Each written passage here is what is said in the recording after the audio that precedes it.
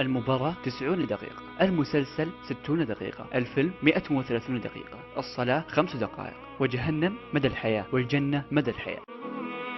للعقول الراقية تأملوها: في الواتساب 300 صديق، في الهاتف 80 صديق، وفي المنطقة 50 صديق. في الشدة واحد، في جنازتك أهلك، في القبر وحدك. لا تستغرب، فهذه هي الحياة. حقيقة لا ينفعك إلا صلاتك. إذا وجدت غبارا على مصحفك فابكي على نفسك، فمن ترك قراءة القرآن 3 أيام من غير عذر سمي هاجرا.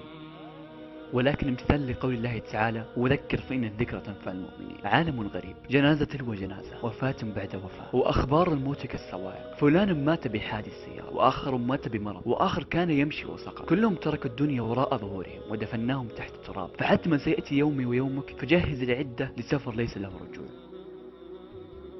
يا من تؤخر التوبة بحجة أنك صغير، عفوا، فالمقابر ليس مكتوب عليه للكبار فقط.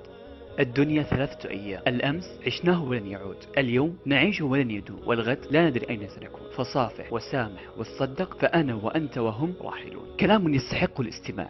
للشوارع زحمة، الأسواق زحمة، البنوك زحمة، الجامعات زحمة، المقاهي زحمة، المطاعم زحمة، الملاعب زحمة، المساجد لا يوجد بها أحد. أخي الكريم، أختي الكريمة، من عاش على شيء مات عليه، ومن مات على شيء بعث عليه. إذا استمعت إلى هذه الرسالة كسبت ثوابها، وإن عممتها وانتفع الآخرون بما فيها تضاعف الأجر إن شاء الله.